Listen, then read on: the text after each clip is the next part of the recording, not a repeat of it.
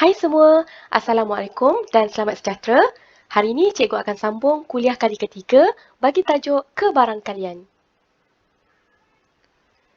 Dalam kuliah 2 yang lepas, kita dah selesai dah perkara 4.1. Jadi hari ini cikgu akan sambung ke pelajaran seterusnya iaitu perkara 4.2 mengaplikasi konsep peristiwa. Baik, dalam 4.2 mengaplikasi konsep peristiwa ni, ada 3 standard pembelajaran yang perlu kamu kuasai di akhir kuliah ini nanti. Yang pertama, kamu mesti boleh mengenal pasti unsur-unsur dalam ruang sampel yang memenuhi syarat-syarat yang diberikan. Seterusnya, bila kamu dah boleh mengenal pasti unsur-unsur tersebut, kamu mestilah boleh menyenaraikan pula semua unsur yang memenuhi syarat yang diberi bagi suatu ruang sampel menggunakan tata tanda set. Dan yang ketiga, kamu mesti boleh menentukan sama ada sesuatu peristiwa adalah mungkin bagi suatu ruang sampel. Baik, dalam slide berikutnya, cikgu akan sekalikan penerangan bagi 4.2.1 dan 4.2.2 kerana ianya sangat berkait rapat. Cikgu akan tunjukkan beberapa contoh soalan. Tapi sebelum tu, kita kenalah tahu terlebih dahulu apakah itu peristiwa. Peristiwa adalah set kesudahan yang memenuhi syarat bagi suatu ruang sampel dan merupakan subset bagi ruang sampel. Apa pula itu subset? Subset ni kita boleh katakan ianya merupakan sebahagian daripada ruang sampel ataupun dalam erti kata yang lain, subset ni berada dalam ruang sampel. Jom kita tengok contoh mudah peristiwa. Diberi set S yang terdiri daripada nombor 10, 11, 12, 13 dan 14. Cikgu wakilkan dalam bentuk gambar rajah seperti ini. Seterusnya, diberi A ialah set nombor ganjil. Cuba perhatikan unsur dalam set S. Ada tak nombor ganjil? Ada. Nombor ganjil tersebut adalah 11 dan 13. Jadi kita boleh katakan A sama dengan terdiri daripada nombor 11 dan 13. Okey, jika kita wakilkan pada gambar rajah, kita akan dapati seperti ini. 11 dan 13 adalah set A. Cuba perhatikan set A berada di dalam set S. Jadi kita boleh katakan set A ialah subset bagi set S dan merupakan peristiwa yang memenuhi syarat bagi set S. Jadi pelajar boleh ingat, peristiwa ni dia mesti berada dalam ruang sampel. Okey, kita tengok contoh yang pertama. 6 keping kad dimasukkan ke dalam sebuah kotak, iaitu nombor 11, 19, 27, 33, 37 dan 39. Peristiwa A ialah memilih sekeping kad bernombor perdana. Daripada ruang sampel, senaraikan unsur bagi peristiwa A tersebut. Baik, kita tengok penyelesaian. Pertama sekali, kita perlulah senaraikan terlebih dahulu ruang sampel iaitu S. Okey, jadi ruang sampel ni adalah set semua kesudahan yang mungkin. Ini bermakna kamu perlu menyenaraikan semua nombor yang ada dalam kotak tersebut dengan menggunakan tata tanda set. Jadi kita mulakan dengan buka curly bracket dan senaraikan semua nombor tersebut iaitu 11, 19, 27, 33, 37 dan 39. Jangan lupa tutup dengan curly bracket. Jadi ini adalah ruang sampel kita. Okey, peristiwa A dia bagi memilih kad bernombor perdana. Cuba tengok daripada ruang sampel tersebut, ada tak kad yang mempunyai nombor perdana? Apa itu nombor perdana? Jom ingat balik. Nombor perdana ialah nombor yang hanya boleh dibahagikan dengan dirinya sendiri dan nombor 1. Nombor perdana bermula dengan nombor 2 iaitu satu-satunya nombor genap yang merupakan nombor perdana.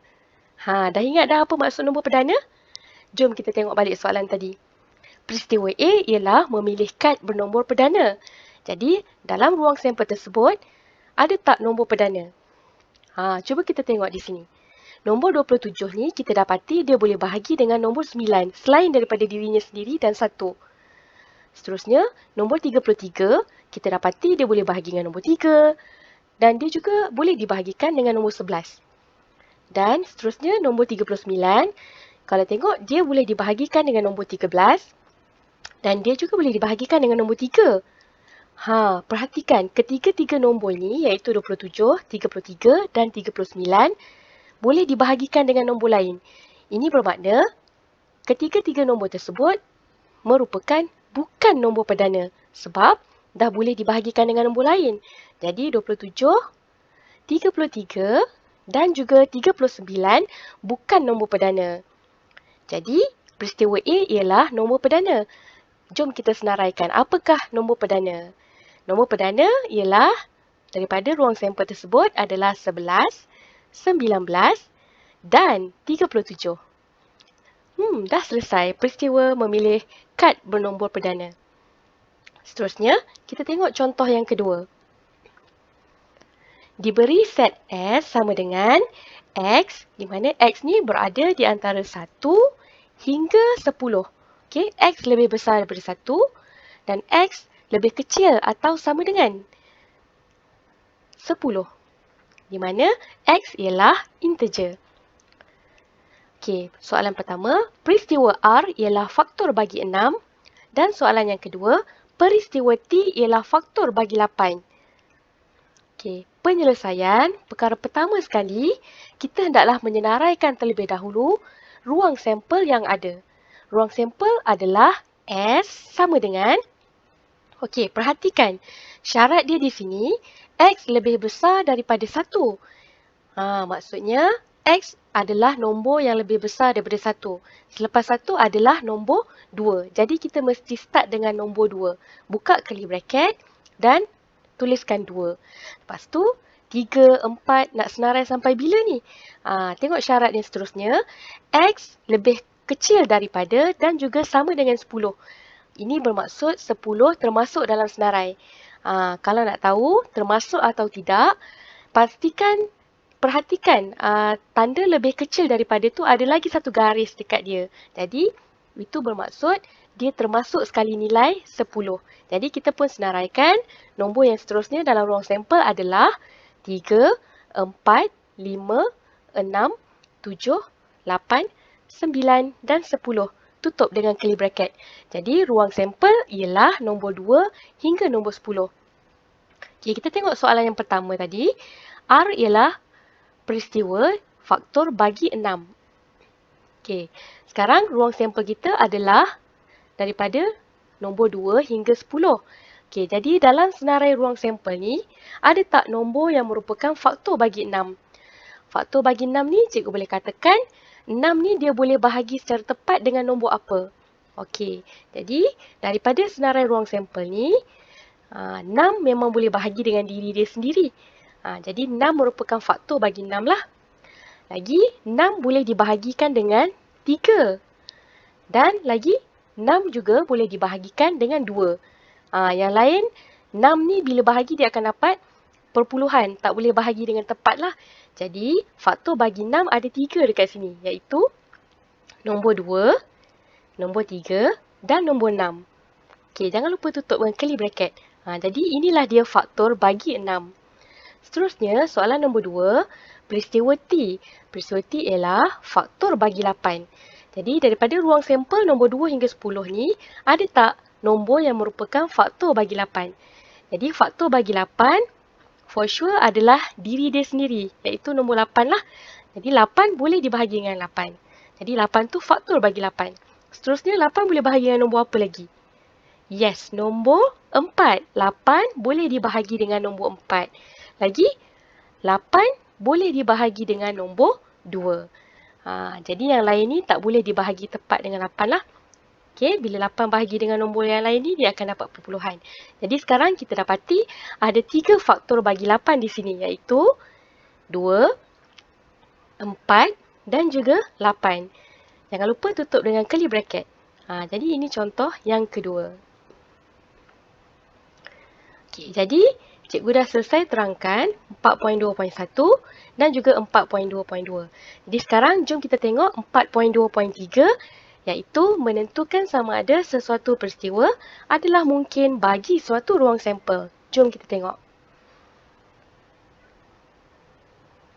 Okey, dalam 4.2.3 ni kita ada ruang sampel dan peristiwa. Di mana peristiwa ni ada yang mungkin daripada mungkin berlaku dan ada yang tidak mungkin berlaku. Jadi kita tengok contoh.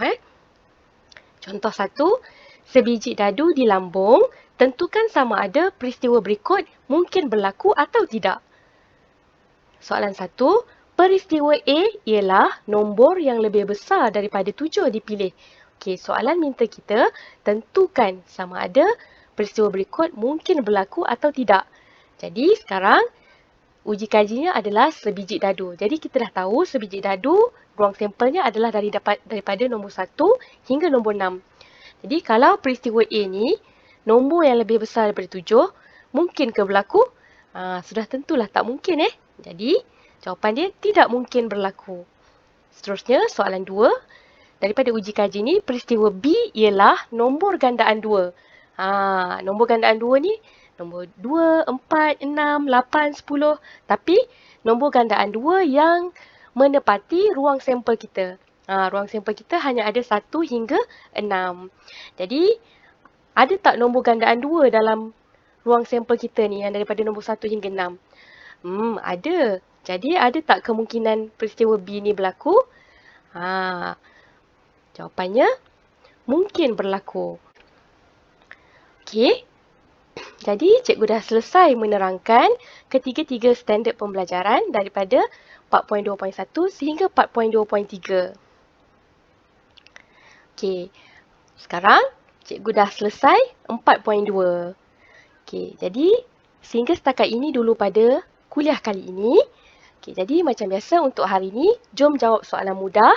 Boleh klik link Google Form di ruangan description. Okey, pelajar kolej lain pun boleh cuba menjawab soalan. Tapi bagi pelajar cikgu, respon anda akan dikira sebagai kehadiran. Okey, sehingga bertemu lagi di kuliah yang akan datang. Bye. Assalamualaikum.